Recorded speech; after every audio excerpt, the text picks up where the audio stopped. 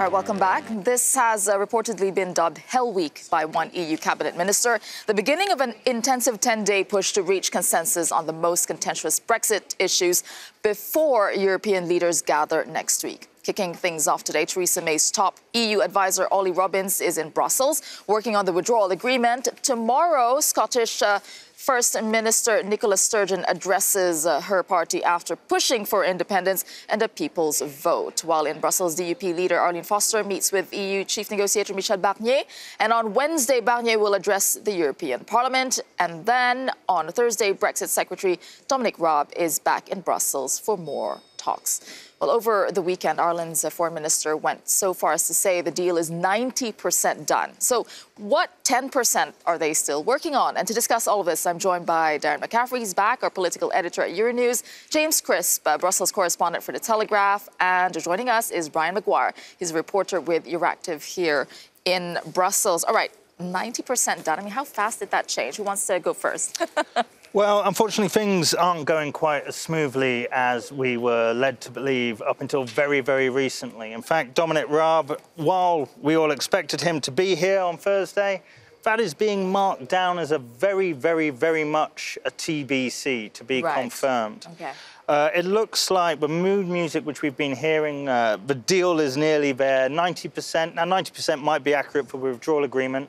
But when the rest is the Irish border, that's the main issue. Without that, nothing gets done. So that's the 10%. So the Irish border, what else do we have? Yeah, and it's interesting, I think, over the last couple of days, as you said, we've heard from Simon Coveney, the Irish Foreign Affairs Minister. We've heard from Jean-Claude Juncker, who said, I thought a deal could be done by the end of October, if not November, and Donald Tusk as well, saying it will be done in the next couple of months. And interesting, I think, is this, it almost seemed like it was a deliberate strategy.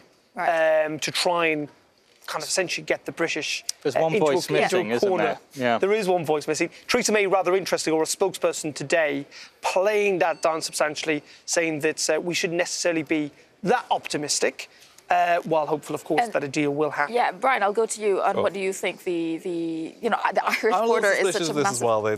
Theresa May's voice is still absent from this, and it seems like a rope-a-dope strategy in some ways. After Salzburg and the disaster that she had there too, that the idea that this mood music James speaks about, move everybody along, and then we get in the room and nothing gets done, and it's another shambles for Theresa May at the end. And we've got October summit coming up.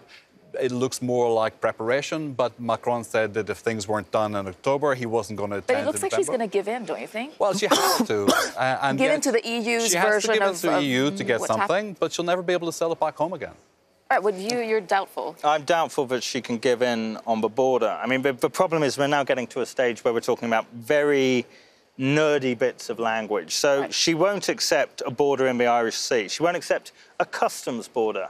But she'll accept border checks on regulatory standards, because that is different.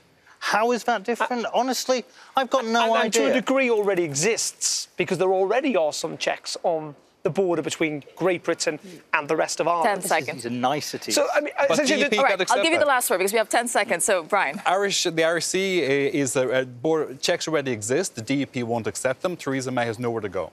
And the can could no longer be kicked down the road, which it has been for the last Very year. pessimistic. The can can always be kicked down the road in Brussels. All right, now, the European Commission press briefings aren't exactly known as places of great hilarity. James here, you showed how to lighten things up last week after Theresa May danced to ABBA at her party conference. So let's take a look at tonight's Raw moment. Has our ABBA-loving Prime Minister danced her way into your hearts? Voulez-vous a deal? Will you take a chance on May, or is she about to face her Waterloo? And will the winner take it all? Thank you. My, how can I resist you, James? Okay, well, we appreciate a little dancing. It always takes two to tango. We prefer that the tune was Dancing Queen rather than The Winner Takes It All. And what can I say? Breaking up is never easy. I know.